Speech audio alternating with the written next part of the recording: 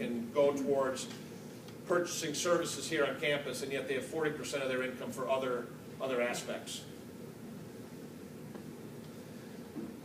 So we've got a pie of 1,100 senior households.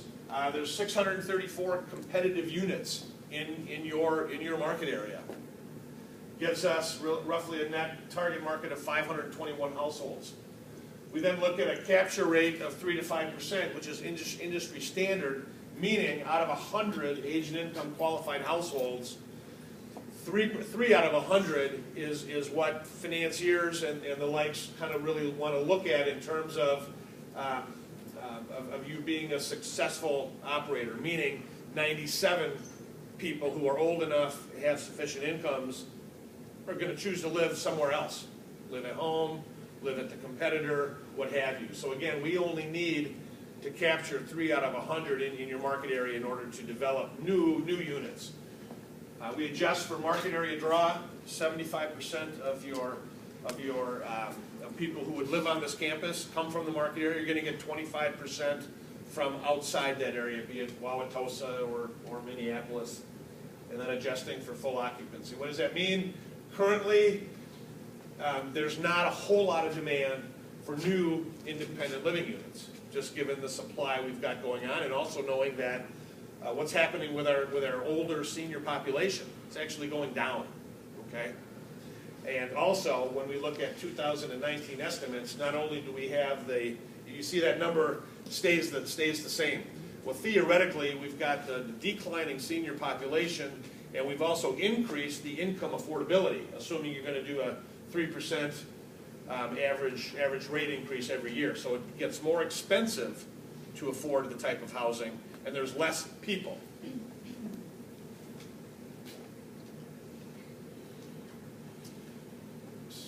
We do the same thing for assisted living. We've got total households, we've got age and income qualified, but we also put in another qualifier here. It's you qualifying for the need for activities of daily living.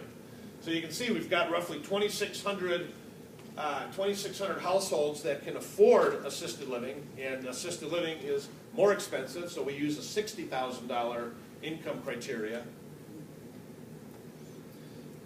So we've got roughly 2,600 households that are old enough and can afford it, but then we look at the need qualifier for activities of daily living, meaning how many of those people who are old enough and can afford it need assistance with ADLs, 2 or more ADLs.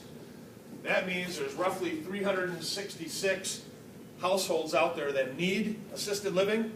Well, in this market, you've got 340 people that are the existing units that are out there, which really gives us a pretty small target market, meaning what's left over. So we really see a very small demand for new assisted living. That number gets even smaller in 2019. And then when we look at memory care assisted living, call it CBRF, again, it's a little different in Wisconsin, but we're really not seeing any demand for memory care assisted living based on, pricing again is even more expensive, and you've got 164 competitive units. Now, that takes us out 5 years. Does that mean in 10 years there's potential? Yeah, there probably will be potential, but the accuracy of the data from that we have, really we only feel comfortable with a 5-year projection. Yes? And you're looking at just those seniors who are living in the community? Yes, in that yellow area. Then we look at gross penetration rate. We look at capture rates in this period. Gross penetration rates is really what is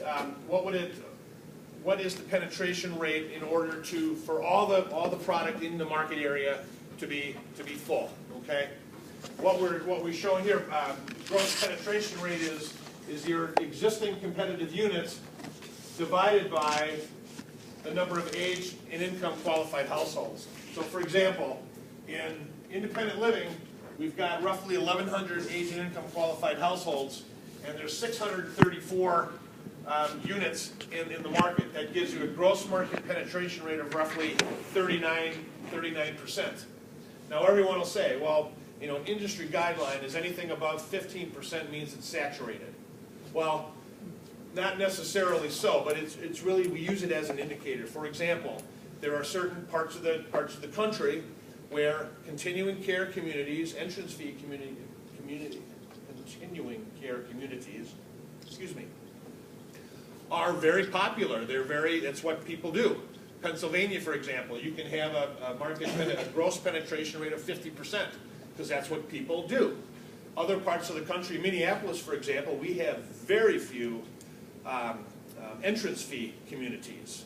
So our gross market penetration rate for entrance fee communities is probably 10 or 15%. So again, it's just an indicator. It doesn't mean that you shut the doors because you're not gonna have anything.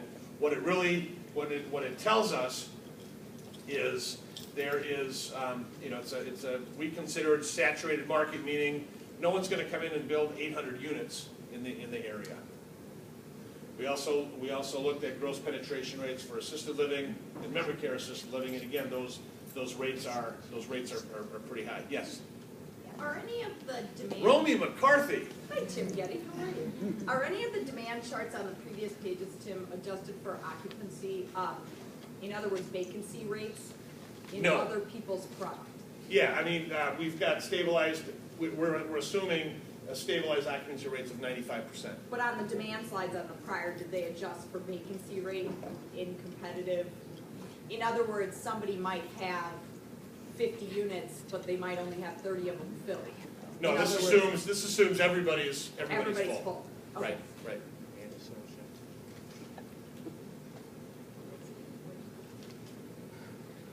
All right, key takeaways. Market demographics, the populations are increasing, but pretty minimally over the next 5 years. Again, we talked about we're going to see some explosive growth, but that's not for a number of years yet. There again, we've got the younger seniors, 65 to 74. We've got 10 SNFs in the market area competing for hospital discharges, indicating we've got significant competition in the skilled nursing area. The need for skilled nursing beds is going to continue to decline. That we know. 5-year forecasts significantly talk about less beds in the market area from the utilization statistics we saw earlier. There's 5 primary referring hospitals that we looked at. Obviously, CSM is the one that you're getting most of your action from. However, what you're going to need to do is you're going to need to be able to access St. Luke's, Aurora St. Luke's. We talked about the 237 subacute patients. Actually, that number is lower when you take the Medicare Advantage penetration.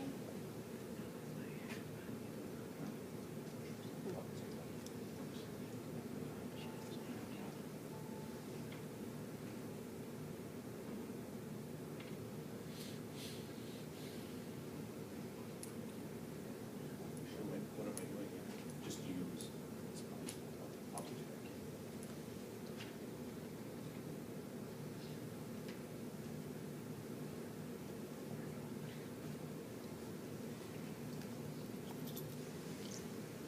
All right, continuing with our key takeaways, although the subacute volume is high that we've seen from the hospitals in your area, there's a lot of competition. You're going to need to increase your market share from the hospitals other than Columbia St. Mary's in order to fill your 30-bed subacute. Again, it depends on, and Dave and I have been talking with this, Diane Peters was in yesterday talking. It's really how, what is that sweet spot in terms of your census and your operation. Medicare Advantage is about 1/3 of the Medicare volume in this market. Again, it's a business decision you're going to have to look at in terms of Medicare Advantage. There's some additional demand for entrance fee independent. We're really seeing very little demand in the assisted living or memory care assisted living.